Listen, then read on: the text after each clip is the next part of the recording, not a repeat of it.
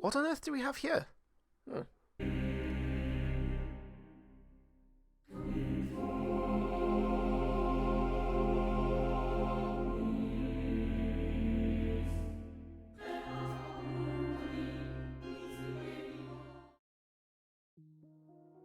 Yes, it is the new Sons of Horus Terminator Praetor.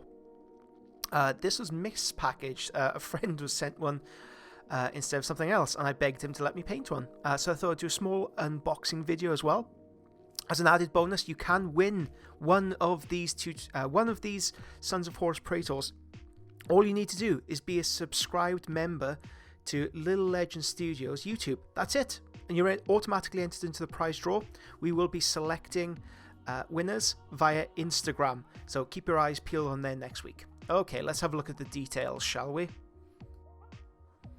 Let's have a look at a few details of the miniature first. I think I'd be remiss unless we looked at the torso first. So the torso is etched with Cthulhian runes and emblazoned with the Eye of Horus. And I'm thankful that this piece is separate from the cloak and it's separate from the head portion. I do like individualizing my own miniatures. I like adding different heads just to make them a little bit different from the next person's Praetor. In fact, I do have a plan with this already for a quite big conversion series. The inner cabling is also a really nice touch. The inner detailing, even though they knew they'd have a head to be placed on your head that would obscure all this detail, they still took the time to put it in.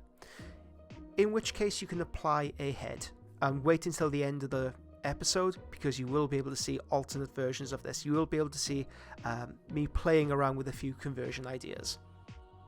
I mean, hell, come to think of it, you could even use this on a normal Justarian's legs.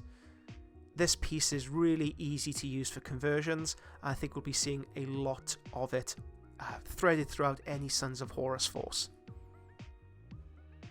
The legs. Okay, let's have a look at this in comparison to Abaddon. So they are slightly bigger, which gives you an indication of how big this miniature is. Yes, these are legs that go all the way up. Molecular bonding studs are a really nice tie-in with Forgeal Abaddon sculpt, as well as the hip shields, that pattern along the hip.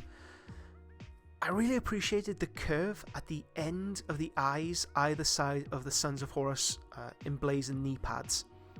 It's a classic flourish dating back to the Index Astartes series, printed in White Dwarf. Chthonian runic etch is a really nice detail on the negative space of the shin guards. It's a nice detail that doesn't completely overwhelm it. You need those negative spaces to allow the rest of the sculpt to breathe.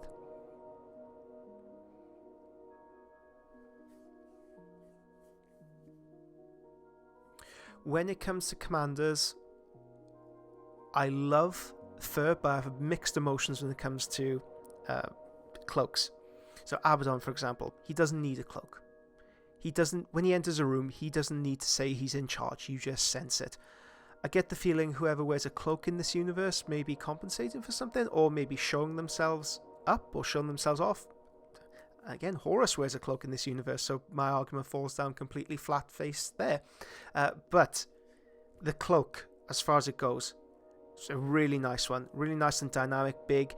You can see this being used on a lot of different conversions.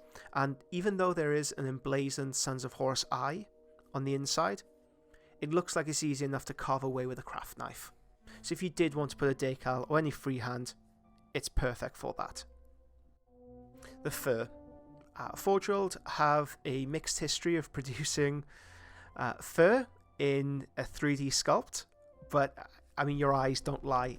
This thing is exquisite. It's absolutely exquisite how they managed to do the fur, the folds, the movement, the characterization, all threaded through with skulls. Yeah, this thing is just sublime. And again, it's modular.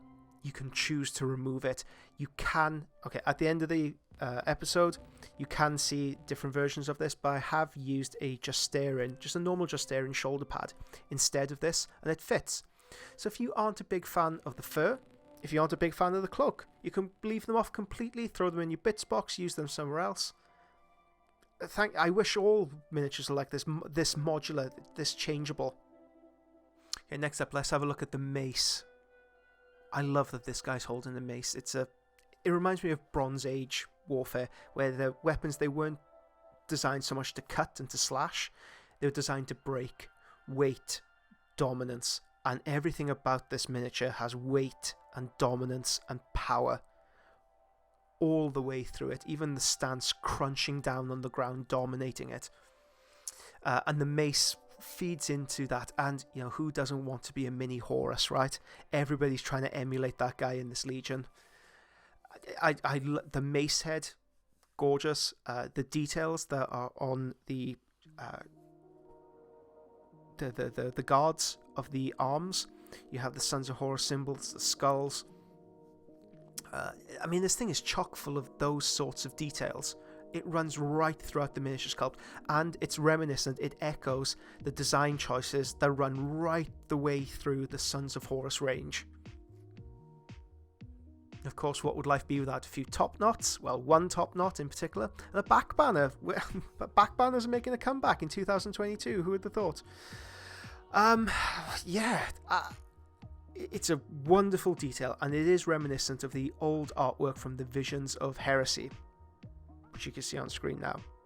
But I have to say, during the construction, during the painting process, this thing snapped off a lot. If you did want to keep this, I would recommend pinning it in place. Alternatively, I would look to maybe leave it off, and it feels like such sacrilege to say on such a great kit. But it's supported, it's plugged in at the very tip of the torso, and it does have a propensity to snap away. We have a few more details like the base topper, the helmet head, the armorial that sits on top of this awkward banner, as well as a galore of skulls. I'm not sure what you call a collection of skulls, but I'm going to call them a galore of skulls. Let's quickly whip it together, shall we? I didn't notice anything different in the building process. Everything snapped off easily. If you've ever worked with a Forge World miniature, it's no different. This was thoroughly washed with warm soapy water before any glue touched it, before any paint hit it. If you want to be a little bit more hardcore, you can wash this with Swarfiga. So this is the stuff that automotive engineers use to get rid of grease from their hands. You can find it in places like Wix or B&Q in the UK. There are hardware stores. So if you have a hardware store anywhere in the world, they will sell grease or mold release agent of some variety. That is if. So I tend to use that on larger miniatures, especially like Thunderhawks, Orion gunships, because they do have a little bit of a problem with the mold release agent. But it went together very finely, very sweetly. No big gaps whatsoever, no print lines. That became really super obvious. And I primed the entire thing with Scale 75 Black Primer, my primer of choice, using the new Takumi Eclipse airbrush from Iwata. And the paint just went on like a dream. Yeah, no difficulties, no issues, no bothers, no problem. You can use a rattle can for this. In fact, it's a tradition amongst Horus Heresy miniature painters to use Halford's car spray. So that goes on easily enough. That binds on. And this is the final result. Power, dominance, leering alpha maleness, devouring the space around it. It's a very domineering sculpt. And when we look at the size comparison against some of the classic sculpts like Abaddon, yes, he is a bit bigger. But it's not completely out of context. It fits alongside the existing range splendidly. It's slightly larger than Abaddon, but not absurdly so. I've placed it next to Zardu Laik, who is one of the larger Marines that have been produced. And I don't know why there wasn't the same outcry of scale creep when this guy was released, when the Imperial Fists were. It's a large miniature. There is a slight scale up, but I would say that that's a problem of the older Mark IV kits rather than the newer kits. We can see it alongside a Primaris Marine here. And let's have a look at a few very simple conversions that we can use to create different characters from the Horus Heresy series. First up, we have our generic Praetor. And this is from the generic Praetor set, one of the first miniatures released for the Horus Heresy range. It comes with an amazing set of heads. Old as all hell, grizzled and wizened, perfect for this domineering sculpt. Next up, we have, I think, what might be my favourite head in the entire range, and that is Sevatar's. I would recommend scraping the hair off the back of his head if you did want to have a Sons of Horus Praetor, but it has that gorgeous sneer, the scarring down his face. This would make an excellent characterful conversion.